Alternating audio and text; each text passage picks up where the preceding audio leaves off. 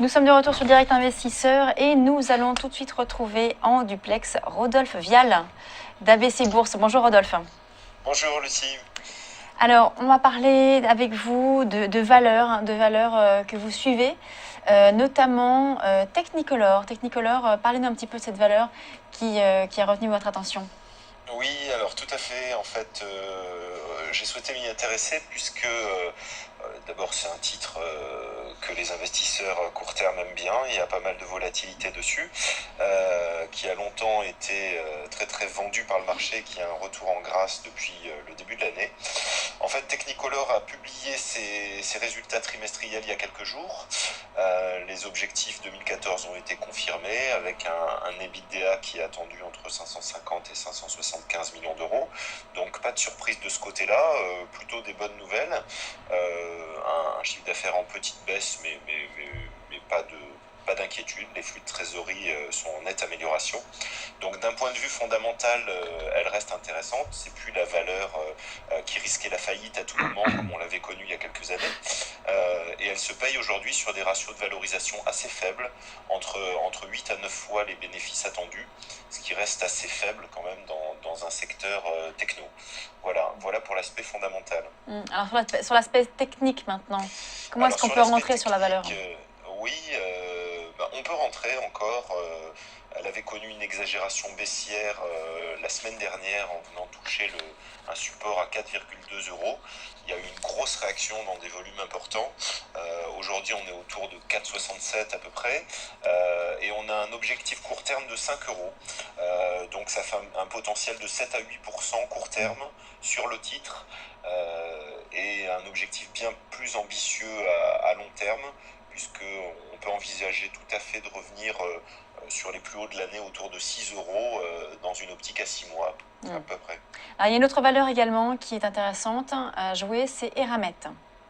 Alors Eramet, alors là on change complètement de secteur, on est dans le secteur des matières premières, un secteur qui est chahuté en ce moment puisque comme vous le savez la demande mondiale est faible, il n'y a pas une grosse croissance, donc qui dit période de petite croissance dit difficulté sur les valeurs de matières premières.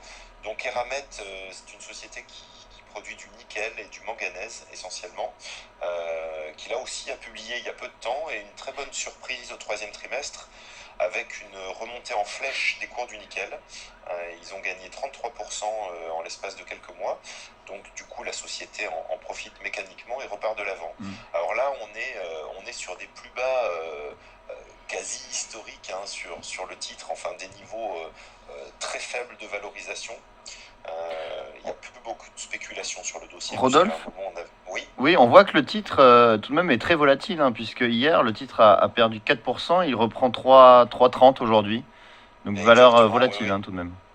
Oui, c'est quelque chose qui bouge beaucoup.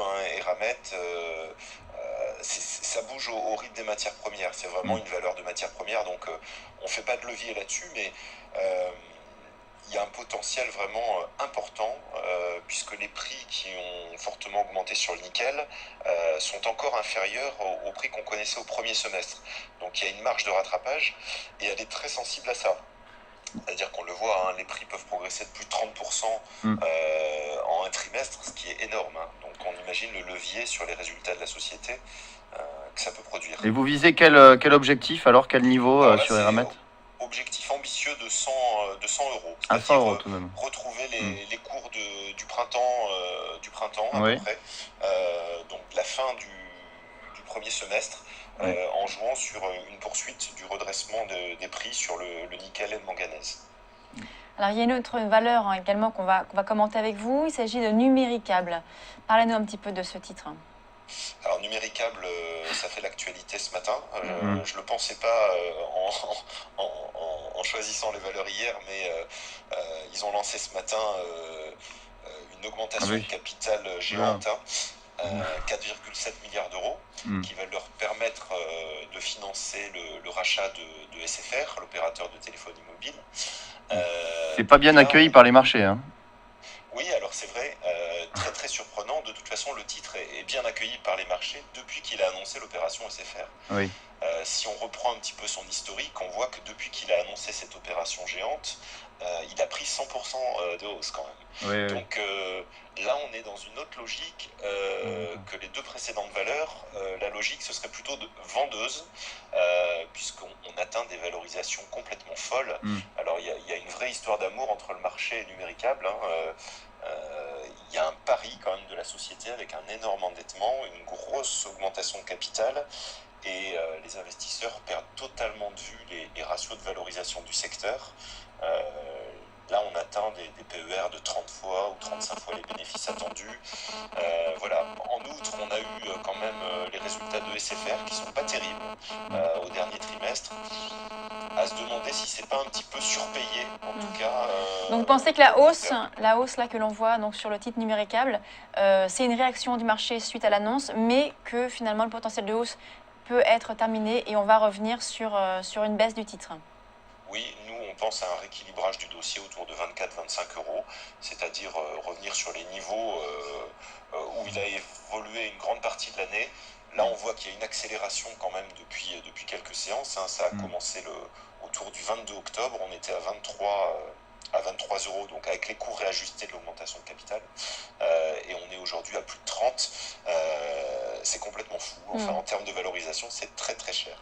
Donc on peut jouer un potentiel baissier là-dessus, d'autant plus si le marché corrige dans les prochains jours. Ouais. Merci beaucoup Rodolphe Vial, directeur, cofondateur du site ABC Bourse. Merci beaucoup pour ces éléments. À bientôt. À bientôt. On va marquer maintenant une courte pause et on se retrouve tout de suite sur Direct Investisseur.